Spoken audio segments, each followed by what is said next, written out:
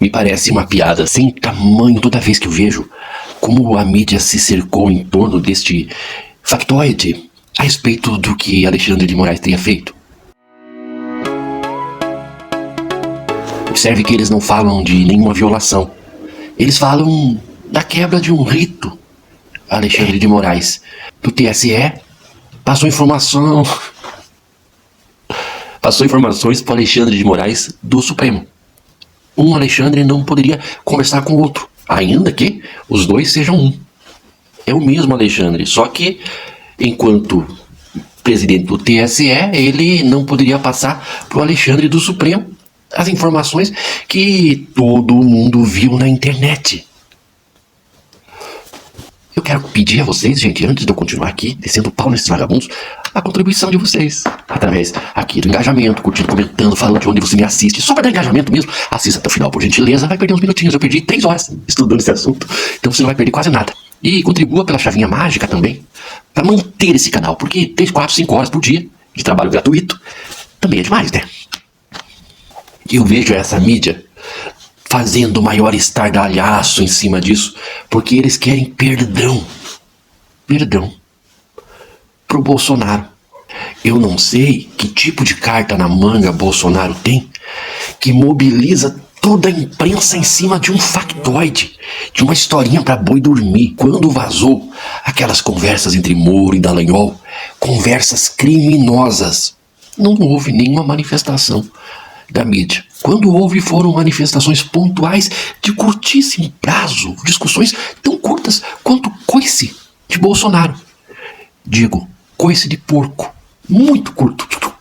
É assim que agiu a mídia. E agora fica esse negócio do que violação. Até o ex-ministro criticou Alexandre de Moraes, me pareceu até uma certa inveja, né? Porque realmente, se não fosse Alexandre de Moraes, toda aquela corte não teria sido suficiente para frear o golpismo que se viu aqui no Brasil. Alexandre de Moraes merecia uma estátua pelo que ele tem feito. O que se vê hoje? Se vê uma mídia que se calou diante das atrocidades do governo Bolsonaro, se articulando hoje em torno de troca de mensagens de assessores que até agora não disseram nada. O Glenn, que fez um importante trabalho lá quando mostrou que era a Vaza Jato, agora prestou um desserviço, trazendo um factoide. Que estranho, né, Glenn? Cooptado pelo bolsonarismo. É o que me parece. Por quê? É alguma ameaça? A gente tem que começar a pensar. Quem sabe o bolsonarismo não está ameaçando A, B ou C, porque eles fazem chantagem, fazem ameaça, montam um dossiê. Tudo o que se pode fazer naquilo que se conhece como jogo sujo, eles fazem. E a Folha, que tão prontamente divulgou o nada. Os jornalecos brasileiros, aqueles mesmos que estão se articulando em torno do factoide de que Moraes quebrou o rito, eles também divulgaram essa madrugada. Eu vi que a Folha já cedinho, 5 da manhã, eu levantei às 6, né? Por isso que você vai contribuir comigo para que nós nos tornemos jornalistas de fato e de direito. Estou estudando, fazendo uma graduação agora, justamente para profissionalizar esse trabalho. Enquanto a gente não recebe das plataformas, o fator motivacional, além de contribuir para um Brasil melhor, é a sua contribuição. Cedo eu levantei, verifiquei os fatos, as notícias, e a gente faz um filtro, né? Tudo que a gente lê, porque o que a gente lê geralmente já está escamoteado, direcionado de acordo com os interesses de alguém que está pagando ali o jornal. Os mesmos jornalecos que falaram a respeito do factoide de Moraes, falaram também que o Lula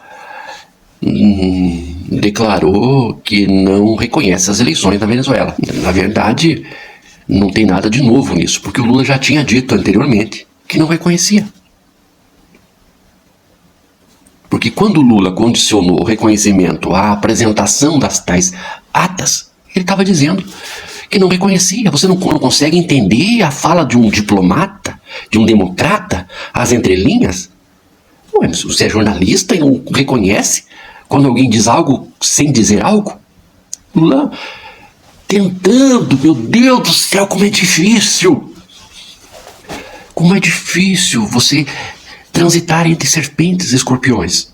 É muito difícil, porque ele, tentando transitar entre as serpentes e os escorpiões, disse: olha, não tem nada que diga que as eleições foram perdidas por Maduro, mas também não diz nada, nada diz que foram ganhas.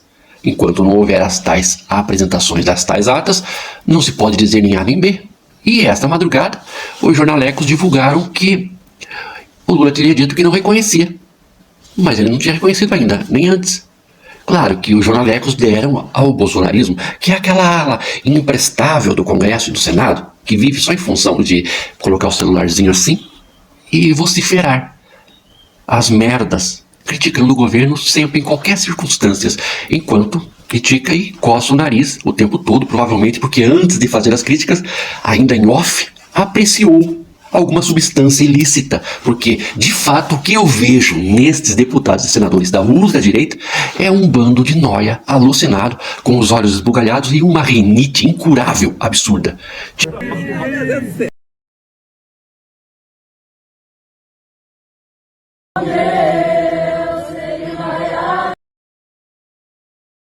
Com certeza. Típica também do próprio lixonal, que sempre estava com o dedo ou enterrado no rabo ou enterrado no nariz.